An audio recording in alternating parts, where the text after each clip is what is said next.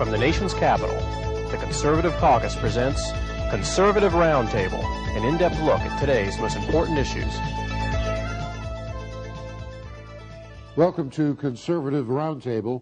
I'm Howard Phillips, chairman of the Conservative Caucus, which sponsors these broadcasts, now being seen in more than 120 communities throughout the United States.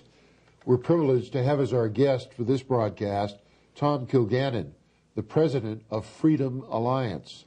Tom, how long have you been with Freedom Alliance? Well, first, Howard, let me say it's great to be here on the Conservative Roundtable. Thanks for having me on the program. And, you know, this summer I'm going to celebrate 10 years with Freedom Alliance. It's been a great ride so far, and I hope it continues for a long time. It's a great dynamic organization which really tries to protect American sovereignty and celebrate what is great about America. And one of those things that is really and truly great is the armed forces of the United States and the men and women who make that up. And so we try to foster patriotism, honor the service of those who are wearing our nation's uniform. And it's just a tremendous organization started by a great friend of mine and yours, Lieutenant Colonel Oliver North. And it's a wonderful privilege to work with him day in and day out. Tom, what did you do before Freedom Alliance? Well, I worked immediately before Freedom Alliance. I worked on Capitol Hill for a few years. I was with a member out of Wisconsin. Who was that? Mark Newman. Sure, I remember Mark. Wisconsin's first district. Ran for the U.S. Senate. Unfortunately, didn't make it. He did, and it was a great run. He almost knocked off Russ Feingold, who was an incumbent at that time. That was in 1998, and it was a terrific race. But Mark did a lot. You know, he was a very dynamic member. He was part of that freshman class of 1995. He was a member of the Budget Committee, and you know, those were the times when the Budget Committee on Capitol Hill was actually doing good things. They were reducing the growth in spending, getting to a balanced budget, and Mark was one of those who was predicting and leading the fight that actually got us to a balanced budget and a surplus. What is Mark doing now? Well, he's back in Wisconsin, and he's back in the home building business and a few other enterprises like that. We need more people like Mark in the Congress. We do. What else did you do? Well, I worked for some grassroots organizations, did some PR and media work, and what brought me into this line of work was in 1992. I worked on the campaign of Pat Buchanan, who ran for president, took on the incumbent George Bush, 41. H.W. Bush. And it was a great campaign. It was. I often look back fondly with memories of the friends I've made, the times we had, the battles we fought. I would encourage young people, regardless of what side of the aisle they're on, get involved in a campaign because it's a terrific struggle, and if it's done right and you're working for good people, it's a battle of ideas, and I think it really helps anybody who takes civic participation seriously. Pat Buchanan's a great man. I came close to persuading him to run for president in 1988. My argument with Pat was that he was the only guy who could disagree with liberal policies of the Reagan-Bush administration without appearing disloyal, because he was the ultimate Reagan loyalist. We had a big meeting at Pat's house in McLean with umpteen people there, many, many people. And before the evening was over, Pat had agreed to run for president in 1988. The other candidates were Pete DuPont, Pat Robertson, et cetera. And I said, George Bush will be the nominee because of the perception that he is the Reagan loyalist and the Reagan choice. You're the only guy who can hammer Bush for the fact that he's a left-wing Republican. And Pat, at that point, agreed. He said he would run, and then I read Bob Novak's column on Monday that something had happened over the weekend, and I won't tell you about it on the air, which had persuaded him not to run. I tried to get him in '92 to run for our new U.S. Taxpayers Party. I was thrilled that he did so well against Bush in the Republican primaries. In 1996, he came close, he said, to joining me, crossing over the bridge in San Diego to be the nominee of the then Taxpayers Party, now the Constitution Party, but tragically he wound up sticking with Bob Dole, and then instead of coming with me, he went with the Reform Party in the year 2000. But I love Pat. I regard him as a dear friend. He's been very good to me over the years. I think he's a great American. I think he's shown tremendous courage in the causes he's espoused, And basically, he's on the right track in everything he says and writes. Well, I think you're absolutely right. Pat is a great man. Pat and Shelley are two of the finest people I've ever known in politics, and that campaign of 1992 was some of the finest times that I've spent in politics, and I learned an awful lot from him. You know, I've had the privilege and the honor in my career to work with two of the finest conservatives I think that exist, Pat Buchanan and Ollie North, and you can't help but learn a great deal when working with two gentlemen like that. This is the year Pat Buchanan should have been running for president. Yeah, the issues were made for him. It was a natural. I think he could have won the Republican nomination or run effectively as an independent. What I said to him in '96 was, Pat, you may not win this time, but you'll run second. You'll run ahead of Bob Dole, and it'll set you up for the next time. Anyway, he didn't. And with respect to Ollie North, I worked very closely with Ollie during the Reagan years, trying to defeat the Soviet Union by aiding anti-Soviet freedom fighters in Central America and Africa. And Ollie was always there in the clinches, fighting for what needed to be done. And we became very good friends. And then when he ran for the U.S. Senate, I was very active in support of his candidacy, and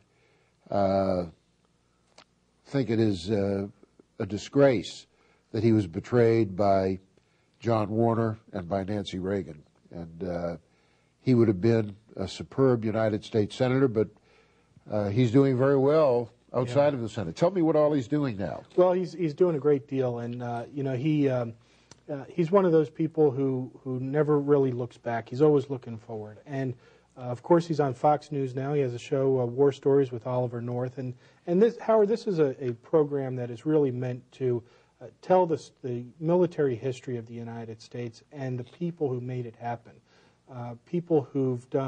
Ordinary people who've done extraordinary things, is the way he likes to say it. It's a terrific program. He's been over to Iraq now 9 or 10 times. He meets with the soldiers, sailors, Marines who are on the ground there and gets their story firsthand. And what he wants to do is show the character and integrity and the bravery and the heroism of these youngsters who are fighting for our country. And he's written a number of books that basically carry out the same theme. He'll have a book coming out here in the next few weeks called American Heroes, and it really tells the individual stories of young men and women who have done extraordinary things in the service of this country. You know, each of us have the egocentric belief that we chart the course of our lives, but that's not true. God charts the course, and it may very well be that Ollie, outside of the U.S. Senate, is accomplishing more than he would have been able to accomplish in the United States Senate. You know, I think there's something to be said for that. That he's a very dynamic personality in the media, and of course the media has a tremendous influence in our society. Look at the influence you have here on the Conservative Roundtable. We're going out to 120 communities across the country, and of course when you're in even the bigger media, that message is just going to carry far and wide. Well, Freedom Alliance is something that Ollie founded how many years ago? It was in 1991 that it was founded. And it's become a very influential organization. Tell me what Freedom Alliance does. Well, we are involved both in education and in charitable work. And on the educational side, what we're doing is working on issues that affect American sovereignty, something you're very familiar with, Howard. Issues dealing with the United Nations, the growth and the influence of international institutions. You're working on an issue called the North American Union, and the growth of international government.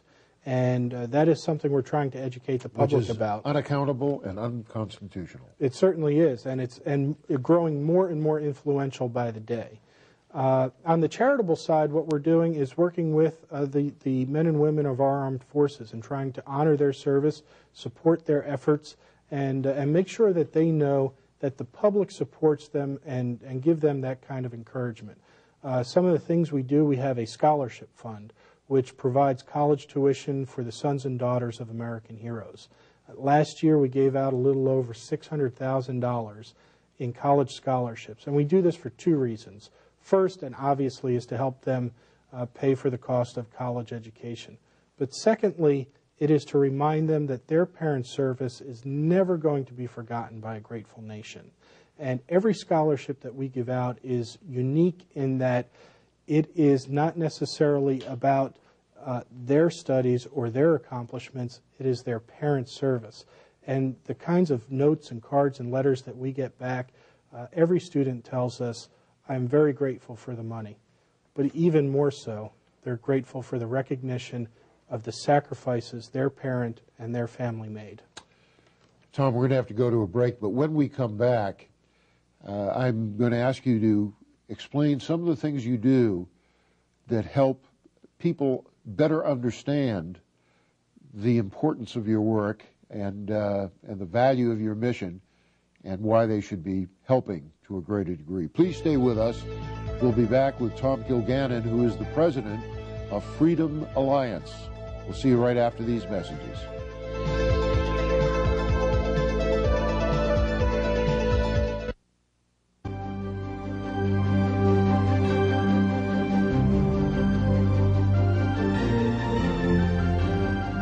Hi, I'm Congressman Tom Tancredo. I just returned from a hearing on the southern border in a place called Brownsville, Texas. One of the participants in the hearing told us that for them, a border really doesn't exist between the United States and Mexico. Well, unfortunately, a lot of people have that attitude, that there are no such things as borders, that they really don't matter, that they're just lines on a map and nobody should pay attention to them, and that we're all just residents of the North American continent. Well, you know what? That's baloney. It's baloney, but only if you will do something about it to prove to the people of this country, and especially to your elected officials, that you know borders matter, that you know the sovereignty of this country is at risk, and that you will take action to make sure that they understand it. That action is best taken by calling your local talk radio stations, writing letters to the editor, and of course, letting members of Congress know that you know. That's the best thing. They're hoping, as a matter of fact, that no one really picks up on this issue of a North American trade association that essentially eliminates borders. But the fact is it's happening. You can see parts of it all of the time. So it's something that we need to stop. America, and I mean the United States of America, not the continent, but the United States of America is at stake. Do your part.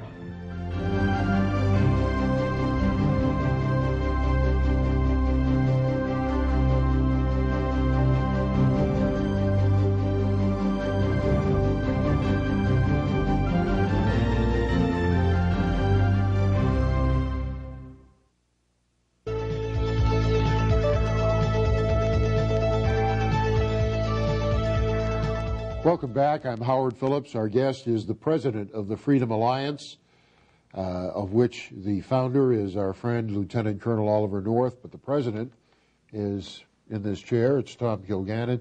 Tom, we were chatting about ways in which people get to know our work, and you were mentioning, and I hope you'll go into it in some detail, the extraordinary success of the scholarship fund that Freedom Alliance has initiated for the children of military heroes.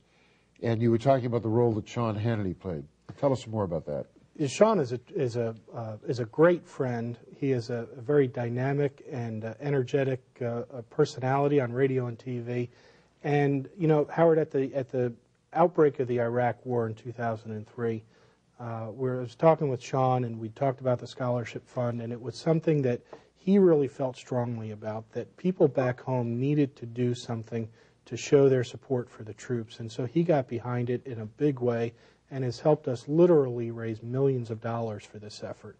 We have now given out nearly $2 million over the last several years in these kinds of scholarships, and we've built a trust fund that's going to help us fund these obligations for many years to come. And I hope for in perpetuity, God forbid that there should be more casualties 15, 20 years from now. Because the dynamic we face, as you know, is those young men who are over in theater today, they are young. They're in their 20s, maybe their late 20s. And so if they have a family back home, those kids are very young. It's going to be 10, 15 years before most of them go off to college. And so that's why we're pooling this money so that we will have it when they come of college age. I remember when I first met Sean Hannity, before he was on Hannity and Combs, and I was introduced to him at some conservative conference at the Washington Hilton. The person who introduced me said, "This is Sean Hannity. Right now he's a local radio broadcaster. This guy's going to be real famous. Remember that name." And I remember, and I've always remembered that conversation. And of course, Alan Combs is an interesting guy. He's of a different persuasion, but I think he adds to the show. I think he's very fair with the guests. I've done Combs' radio show. He's always been very decent to me. And he had a radio station called WEVD. And he said, "Can you guess what the call letters stand for?" And I said, "Yes, I can. Eugene Victor Debs." He said, "How do you know?" And I said, "Well, I followed those things." Norman Thomas, who succeeded Eugene Debs as head of the Socialist Party, was my guest at Harvard College when I was a freshman. I hosted Norman Thomas for 3 days, and he said, "You know, young man, I've never won an election. I've never got more than 2%. But by the time I quit running for president, both major parties had adopted every jot and tittle of the Socialist Party platform." Tragically, he was correct. But Alan Combs is a very decent guy, and I guess he's earning a pretty good living playing second banana. I suppose he is, and it's a real honor to have Sean's support and to work with him on this project, because he cares so deeply about the men and women in uniform, and he's done so much for them. Howard, as you know, we're all blessed with certain talents and abilities, and I think we have an obligation, and this is something we do through one of our programs. We have an obligation as citizens to put those talents and abilities to work on behalf of our communities and our country. And there's no doubt that Sean's doing that in a big way for us. Let me ask you about two controversial issues: women in the military and homosexuals in the military. Is this something that comes up in the course of your activities as a critical issue? Not so much these days. I know that with respect to women, I don't think that we could be doing what we're doing without women in the military these days. I know that they're not allowed in combat roles, and theoretically, in the conflict that we're in, there's really a lot of debate about what constitutes a combat role. But I will tell you, in my visits to the military hospitals, I have met some outstanding young ladies, very courageous, very patriotic, who have sacrificed greatly, and it was a tremendous honor to meet them. In no way disrespecting them, I grieve for the fact that those of them who are wives and mothers are not home with their children, which, in my opinion, they ought to be. What about the issue of homosexuals in the military? Under existing law, homosexuals in the military ought not be allowed in the military. It's illegal, and don't ask, don't tell sort of vitiated the laws on the books prohibiting homosexuals in the military. Do you have a policy on that, and how you would address it? It's not something that we've really addressed in recent years. It's we're so busy trying to honor those who are serving that it's just something that hasn't come up in our sphere of influence recently. Now, one thing Freedom Alliance does, which I've done with the Conservative Caucus Foundation, is sponsor geostrategic tours, trips, etc. And we were chatting before the broadcast that I've never made money on any of the geostrategic tours I've run. We've visited perhaps 80 countries in the course of the past 3 decades. We've had some phenomenal tours where we've met with academics, military leaders, government officials, journalists, etc. And we've always lost money on those tours during the tour. But when it was over, the people who took part with us, and there have been hundreds of them over the years, wound up being our strongest supporters, because spending time with us, they were able to learn that we were for real. This was not a game for us. We're not just mouthing the rhetoric. We really care about these things. We really have a strategy for making changes, etc. And I know that's been your experience. It's, we do some of the same kinds of things. And, when you're in the nonprofit community, what you have to do is you really have to get people involved in your cause and your mission. And so having these kinds of tours, educational seminars, events, it really brings people in. It lets them know what you're doing, and it gives them sort of an ownership in the organization. And it pays off for us as well in that people tend to increase their loyalty and increase their giving on an annual basis, and they really enjoy and look forward to doing those kinds of things on an annual basis. There's no better way to teach or to learn. I remember a tour we took to the Far East a couple of years ago. We went to Singapore, Hong Kong, Taiwan, Communist China, and I'm missing another place that we visited on that tour. When we were in Communist China, we visited World Bank headquarters in Beijing, and the people who briefed us, not knowing who we were or what we believed, were bragging about how U.S. tax dollars through the World Bank were being used to strengthen the infrastructure of the Communist Party Central Committee of the People's Republic of China. And let me tell you, that was an education for the people traveling with us. And they said, well, now we know what you're talking about. It's outrageous. Let's get out of the World Bank. Let's cut off all the help we're giving those commies. And it's a great education. And then on something related to the North American Union, I recall leading a trip during the debate over the Maastricht Treaty to the countries that were debating Maastricht. We were in Luxembourg, and the foreign minister of Luxembourg briefed us, had no idea who we were. And he said, you know, if the people of my country had any idea about what we're really doing with the European Union, they would rise up in outrage. And that is what is happening with the North American Union. When people discover what's happening to undercut the liberty and independence of America as a constitutional republic, they get angry, as they should be. And I know you're with us on that issue, and we're fighting very hard on it. Well, it's something we have to keep a close eye on because it's, it's not on the front pages of the newspaper, and I'm not sure that it ever will be until that day when it's too late. And as you know, I've followed the United Nations and the erosion. What's your book? Tell us the book. The book is Diplomatic Divorce: Why America Should End Its Love Affair with the United Nations. We're going to have to take a break, but when we come back, I want you to learn more about Tom Kilgannon's book, which is very accurately critical of the United Nations. Stay with us. We'll be right back.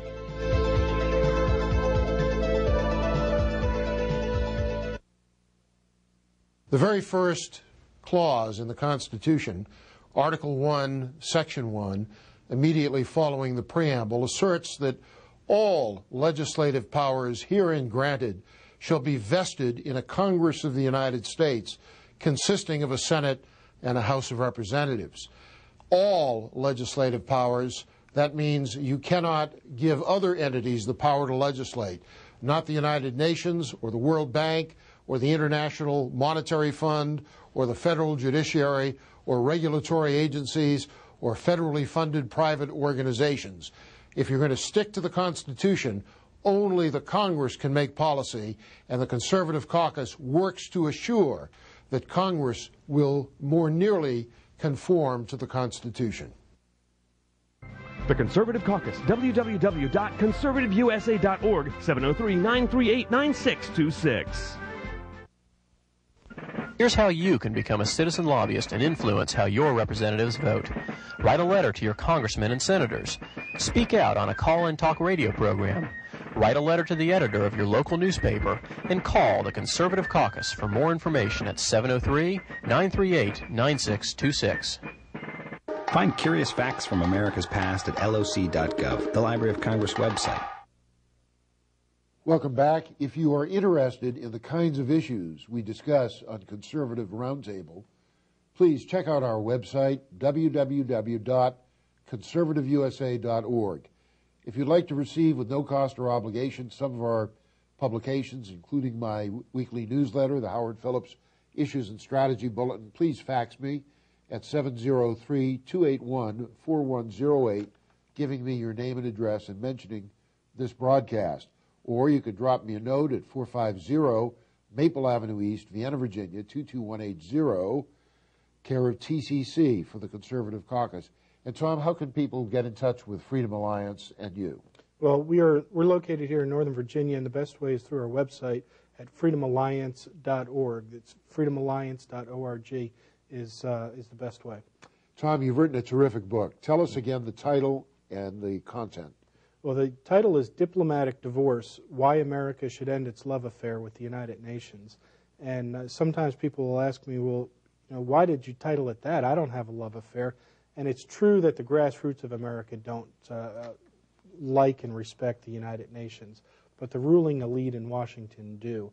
And what the book is all about is trying to break that golden image that they have of the United Nations as some sort of global do-gooder utopian organization, when in fact it is undermining American sovereignty in a myriad of ways, through the courts, through legal issues, through treaties, through the building up of international institutions. And it's really disappointing me that George W. Bush is putting money into some of the institutions associated with the Law of the Sea Treaty, even though the U.S. Senate has not ratified it. It has not been ratified. There is a fight in Washington ongoing for the last year. You've been involved in it. I've been involved in it. And this latest budget that has come out from the White House has included funding for something called the International Seabed Authority, right, which is basically a governing institution for the oceans, for the seas, which would very much mirror the World Trade Organization. This would be a big step toward world government and the loss of American liberty. 70% of the Earth's surface would be controlled by the UN under the Law of the Sea Treaty. It's a tragedy that the first time it went through the Foreign Relations Committee, it carried 18-0. Every Republican voted for it, including George Allen and others. On the second time around, opposition mounted. And my prayer is that if McCain winds up as the Republican nominee, his feet will be nailed to the ground to make sure he opposes it. Tragically, Tom, we're out of time. We can go on forever. But I really appreciate the work you're doing, and Ollie North and the Freedom Alliance, and I'm very grateful to you for joining us. Thanks again for watching another edition of Conservative Roundtable. We hope you'll be a regular viewer and will continue to enjoy the information which is so uniquely and effectively conveyed on this program, Conservative Roundtable, now being seen in more than 120 communities throughout the United States of America.